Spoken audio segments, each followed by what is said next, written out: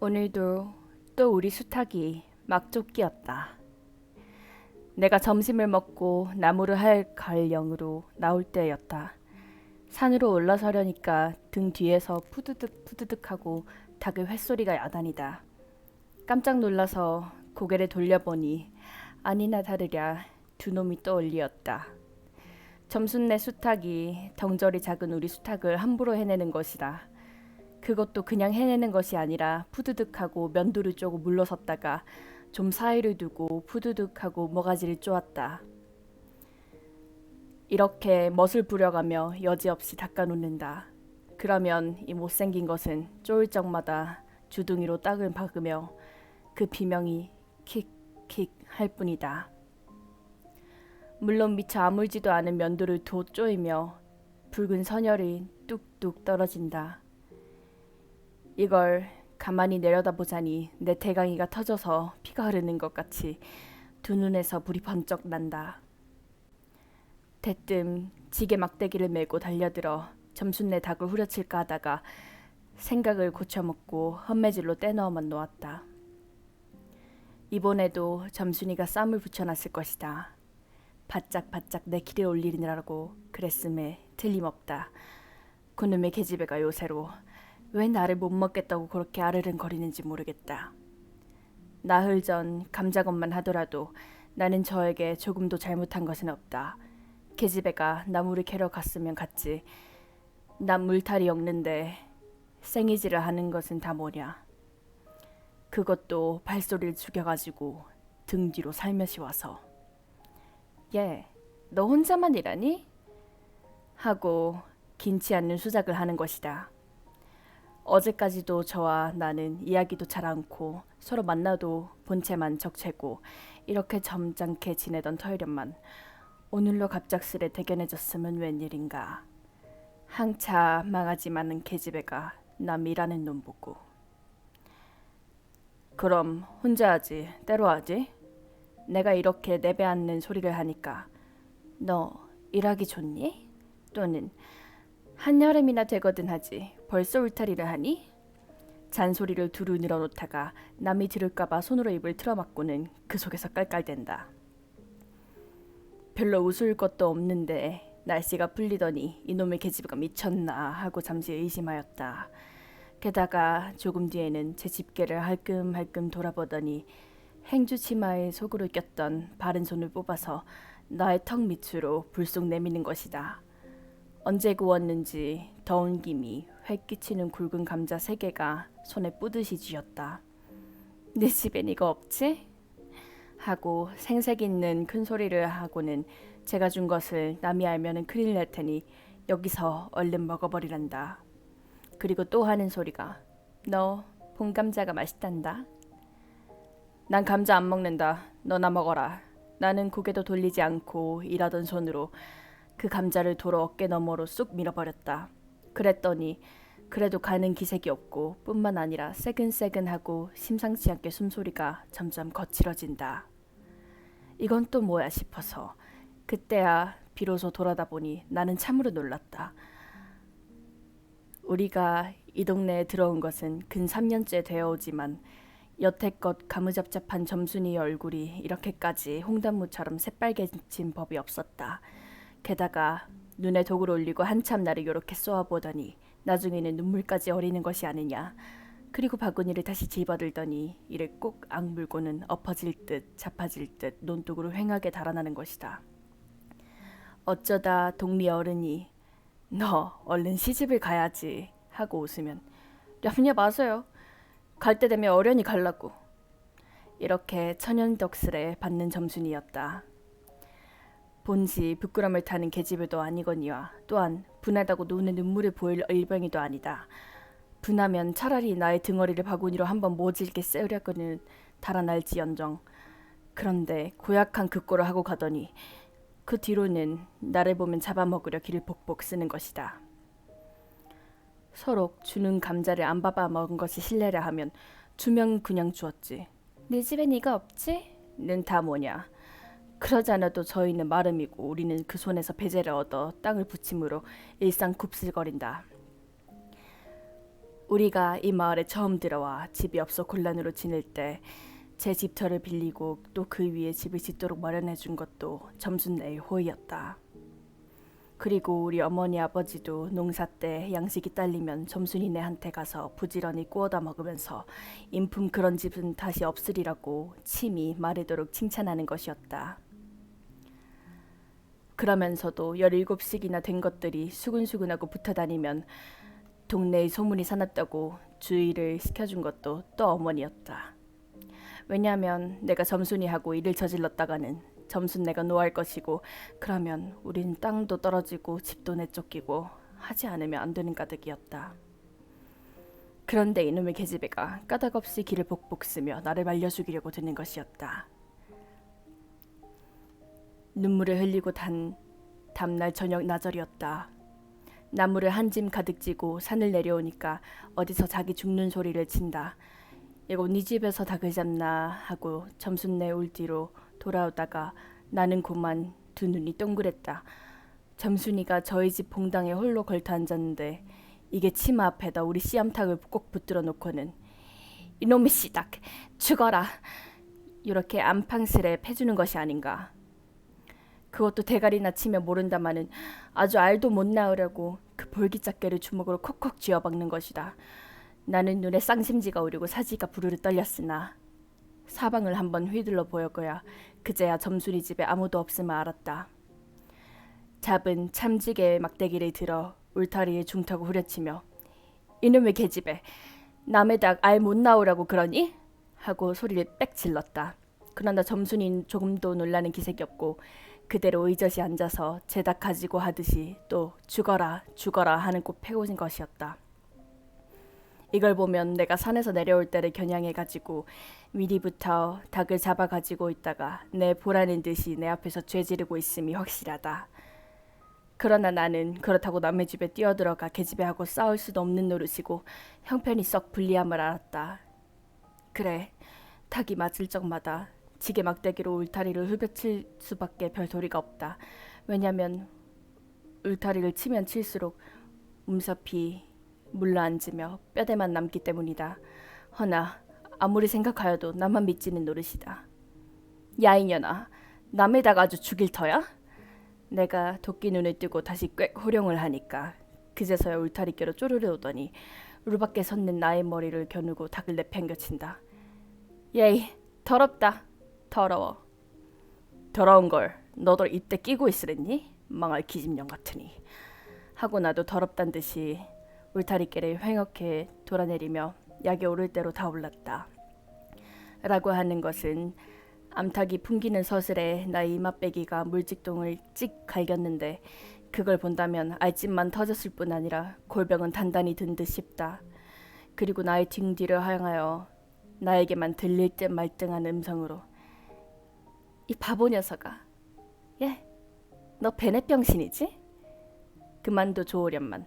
예, 넌 네 아버지가 고자라지? 뭐? 우리 아버지가 그래 고자야? 할 양으로 열번거지가 나서 고개를 획 돌리어 바라봤더니 그때까지 울타리 위로 나와 있어야 할 점순이의 대가리가 어디 갔는지를 보이지 않는다.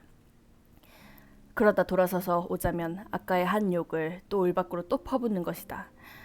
욕을 이토록 먹어가면서도 대가리 한마디 못하는 것을 생각하니 돌부리에 채여 발톱 밑이 터지는 것도 모를 만큼 분하고 급기야는 두 눈에 눈물까지 불끈 내솟는다. 그러나 점순이의 치매는 이것뿐 아니다. 사람들이 없으면 틈틈이 제 집 수탉을 몰고 와서 우리 집 수탉과 쌈을 붙여놓는다. 제 집 수탉은 썩 험상궂게 생기고 쌈딱이라면 회를 치는 고로 을에 이길 것을 알기 때문이다. 그래서 툭하면 우리 수탉이 면두며 눈깔이 피로 흐르도록 되도록 해놓는다. 어떤 때에는 우리 수탉이 나오질 않으니 요놈의 계집애가 모이를 쥐고 나와서 꿰어내다가 쌈을 붙인다. 이렇게 되면 나도 다른 배차를 차리지 않을 수 없었다. 하루는 우리 수탉을 붙들어가지고 넌지시 장독계로 갔다. 쌈딱에게 고추장을 먹이면 병든 환소가 살모살에 먹고 용 쓰는 것처럼 기운이 뻗친다 한다. 장독에서 고추장 한 잡실이 떠서 닭 주둥아리 깨로 들어밀고 먹여보았다. 닭도 고추장에 맛을 들였는지 거스르지 않고 거의 반 접시 턱이나 곧잘 먹는다. 그리고 먹고 금시는 용을 못 쓸 터이므로 얼마쯤 기운이 돌도록 뱃속에다 가두어두었다. 밭에 두엄을 두어짐 전에고 쉴 참에 그 닭을 안고 밖으로 나왔다. 마침 밖에는 아무도 없고 점순이만 저희 허울 안에서 헌옷을 뜯는지 혹은 소음을 터는지 웅크리고 앉아서 일을 할 뿐이었다. 나는 점순내 수탉이 노는 밭으로 가서 닭을 내려놓고 가만히 맥을 보았다. 두 닭은 여전히 얼리어 쌈을 하는데 처음에는 아무 보람이 없었다. 멋지게 쪼는 바람에 우리 닭은 또 피를 흘리고 그러면서도 날개죽지만 푸드득푸드득하고 올라뛰고 뛰고 할 뿐 제법 한 번 쪼아보지도 못한다. 그러나 한 번엔 어쩐 일인지 용을 쓰고 펄쩍 뛰더니 발톱으로 눈을 하비고 내려오며 면두를 쪼았다. 큰 닭도 여기에는 놀랐는지 뒤에 멈실하며 물러난다. 이 기회를 타서 작은 우리 수탉이 또 날쌔게 덤벼들어 다시 면두를 쪼니 그제서는 깜때 사나운 그 대강이에서도 피가 흐르지 않을 수 없었다. 옳다, 알았다. 고추장만 먹으면 되는구나 하고 나는 속으로 아주 쟁그러워 죽겠다. 그때는 뜻밖의 내가 닭쌈을 붙여놓는데 놀라서 올 밖으로 내려다보고 섰던 점순이도 입맛이 쓴지 눈살을 찌푸렸다. 나는 두 손으로 볼기짝을 두드리며 엄방 잘한다 잘한다 하고 신이 머리 끝까지 비치었다. 그러나 얼마 되지 않아서 나는 넋이 풀려 기둥같이 묵묵히 서 있게 되었다. 왜냐하면 큰 닭이 한 번 쪼익 안갚음으로 호들갑스레 연거풀 쪼는 서슬에 우리 수탉은 찔끔 못하고 막 곪는다. 이걸 보고서 이번에는 점순이가 깔깔거리고 되도록 이쪽에서 많이 들으라고 웃는 것이었다. 나는 보다 못하여 덤벼들어서 우리 수탉을 붙들어 가지고 도로 집으로 돌아왔다. 고추장을 좀 더 먹였더라면 좋았을걸. 너무 급하게 쌈을 붙인 것이 퍽 후회가 난다. 장독대로 돌아와서 다시 턱 밑에 고추장을 들이댔다. 흥부드로 말미암아 그런지 당최 먹질 않는다. 나는 할 일 없이 닭을 반드시 눕히고 그 입에단 관련 물부리를 물리었다. 그리고 고추장물을 타서 그 구멍으로 조금씩 들여부었다. 닭은 좀 괴로운지 킥킥하고 재채기를 하는 모양이나 그러나 당장의 괴로움은 매일같이 피를 흘리는데 될 게 아니라 생각하였다. 그러나 한두어 종지가량 고추장물 먹이고 나서는 나는 고만 풀이 죽었다.